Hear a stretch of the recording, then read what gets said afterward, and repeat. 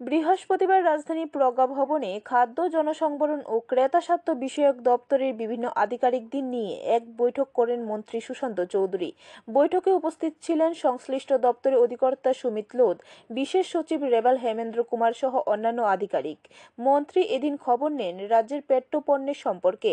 গত কয়েকদিন ধরে রাজ্যে পেট্রোল সংকট চলছে। এই সমস্যা কবে নাগাদ নিরসন হতে পারে সে বিষয়ে অবগত হন।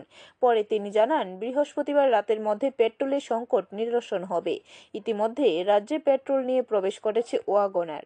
আলু পেঁয়াজ এটা আসলে খাদ্য দপ্তরের অধীনে আসে, it's not a PDS item. PDS item যেগুলো সেগুলো নিয়ে আমরা আলোচনা করি। তারপরেও মহকুমা প্রশাসন রয়েছে, মহকুমা প্রশাসন থেকে বাজারে প্রতিনিয়ত নজরদারি রাখা হচ্ছে। আলু পেঁয়াজ অ্যাকচুয়ালি এটা এগ্রিকালচারাল প্রোডাক্ট, এগ্রিকালচারের দপ্তরের অধীনে আছে।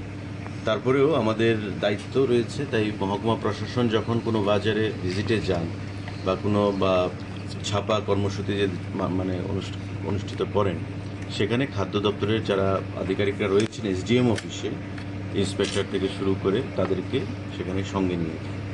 তো প্রত্যেকেরই একটা বদ্ধমূল ধারণা রয়েছে যে আলু বলুন, পেঁয়াজ বলুন বা সমস্ত ফুলকপি বলুন, এগ্রিকালচারাল যত কিছু জিনিসই রয়েছে যদি দাম বৃদ্ধি পায়। ব্যুরো রিপোর্ট, খবর ত্রিপুরা।